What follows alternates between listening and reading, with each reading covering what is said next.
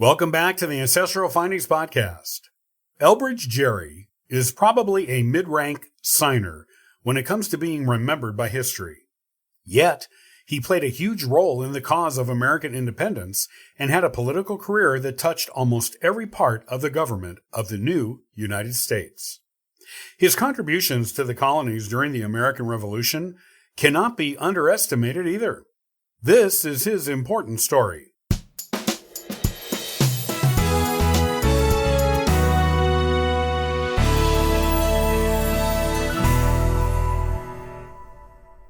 Elbridge Gerry was born in 1744 in Marblehead, Massachusetts. His parents were Thomas Gerry and Elizabeth Greenleaf. His father was a merchant, as was his grandfather on his mother's side. Elbridge was named after John Elbridge, an ancestor of his mother's. Elbridge was one of 11 children born to his parents, and one of 5 to survive past childhood. Elbridge was the third of these survivors. As a child, Elbridge was educated at home by private tutors. After that, he entered Harvard University just prior to turning 14. He received his bachelor's degree from Harvard in 1762 and his master's degree from there in 1765. Upon graduation, he joined his father's merchant business. The Gerry family was among the most wealthy merchant families in Massachusetts by the 1770s. Elbridge was vocally opposed to the efforts of the British Parliament to tax the colonies without representation. In one of his first acts in the world of politics, Elbridge sat on a committee in Marblehead in 1770 that was attempting to enforce bans on the importation of taxed products from Great Britain. Elbridge counted among his friends at this time other well-known revolutionary figures, such as John Adams, Samuel Adams, and Mercy Otis Warren. Elbridge was elected to the Great and General Court of the Massachusetts Bay Colony in 1772, and worked closely with Samuel Adams there to push the cause of colonial opposition to parliamentary policies regarding the colonies. He personally set up the Committee of Correspondence in Marblehead, which was only the second one in the colony to be set up after the one in Boston. Additionally, he tried to set up a smallpox inoculation clinic on Cat Island, along with some other prominent people from Marblehead, but poor public understanding of how smallpox was transmitted and how it could be prevented led to threats against him and his fellow clinic founders. Those threats eventually led to violence on the clinic that all but destroyed it. Additional threats against the personal property of Elbridge and his fellow proprietors led them to have to step away from public politics for a bit. In 1774, Elbridge came back on the political scene after the Boston Port Act of Great Britain prohibited any ships from bringing goods to Boston's harbor. Because ships could not use Boston, the port at Marblehead became an attractive alternative for those still seeking to import and export goods.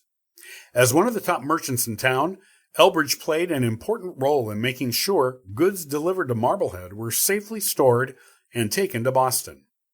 The colony appointed him as a representative to the Continental Congress later that year, but he declined the appointment, citing being in mourning for the recent loss of his father.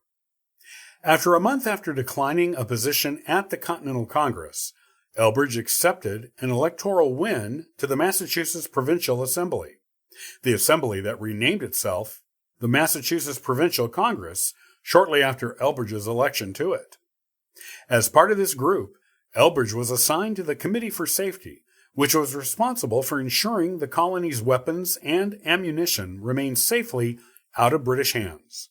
In fact, during the American Revolution, Elbridge used his considerable business contacts in France and Spain to keep the Continental Army supplied with munitions and other goods of all kinds. In addition, he helped move funds donated to the revolutionary cause by Spain to the Continental Congress without British knowledge. Elbridge also dabbled in financing pirating operations on British merchant ships during the American Revolutionary War. Elbridge was appointed to the Continental Congress again in 1776, and this time he went and served there until 1780.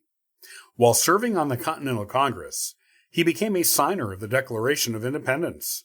In fact, he was instrumental in convincing a number of the congressional members to approve of the document. John Adams wrote glowingly of him for his support in getting the Declaration approved because its approval required the unusual stipulation of a unanimous vote in favor of it for it to be adopted. Elbridge was well known for his support for a limited central government and of civilian control of the military. He opposed the existence of political parties and discouraged their formation. It was not until much later in his political career that he gave his formal support to the young Democratic Republican Party because of what he saw as attempts by the older Federalist Party to put too much power into the national government over the state governments. Elbridge was well known for his personal integrity and rejected post-Continental Congress appointments to the Massachusetts State Senate and as a county judge. Instead, he served in the Massachusetts State House of Representatives as he felt he would be more effective and useful in that role. Later, he became Vice President of the United States under the fourth U.S. President, James Madison.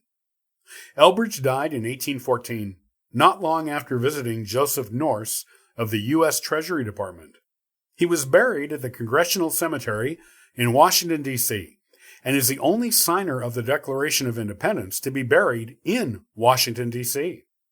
His memorial there was made by John Frazee. In his will, he had a lot of lands to leave his wife and children, but not a lot of cash, but had managed to pay off his debts with his vice presidential salary.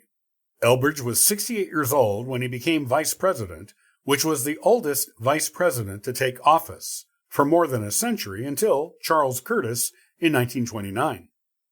Elbridge and his wife, Ann Thompson, together had 10 children, a remarkable 9 of whom served past childhood. Some of the sons of this marriage became well-known and highly respected politicians themselves.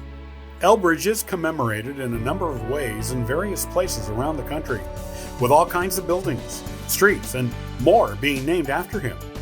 He also appears in 2 paintings contemporary to his life. These paintings are displayed in the Capitol building of the United States Congress.